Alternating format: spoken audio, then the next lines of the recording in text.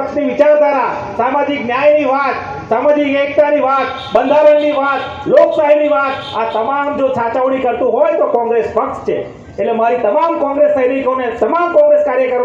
મિત્રોને જે અપેક્ષા છે કે આ સંકલ્પ નગરી કે જે ડોક્ટર બાબા સાહેબ આંબેડકરે સંકલ્પ લીધો હતો અને આ દેશો લોકશાહીનું સાચું બંધારણ આપ્યું હતું, ત્યારે આપણે સૌ કોંગ્રેસી કાર્યકરોએ એક થઈને આ બંધારણની, આ લોકશાહીની રચના કરવા માટે અને ફરીથી એની જાળવણી કરવા માટે સંવિધાન બચાવો, લોકશાહી બચાવોના ઝુંબેશ સાથે દરેક કાર્યકર આપણા પ્રદેશ પ્રમુખ શ્રી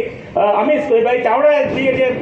વાત કરી એ વાતને લઈને આપણે સૌ ગલી ગલીએ જઈને આ વોટ છોડ ગદ્દી છોડના અભિયાનને દરેક આજુબાજુના રહીશોને, સગા સંબંધીઓની સાથે સમર્થન લઈશું. અને એ સાથે મારી વાતને પૂર્ણ કરું છું. આવનાર દિવસ સૌની માટે નિરોગી બને, સ્વાસ્થ્ય મજબૂત અને રોજગાર ક્ષેત્રે અને તંદુરસ્તી સૌ રહેમ કેમ રહે એ શુભેચ્છા સાથે જઈએ. આપણી વચ્ચે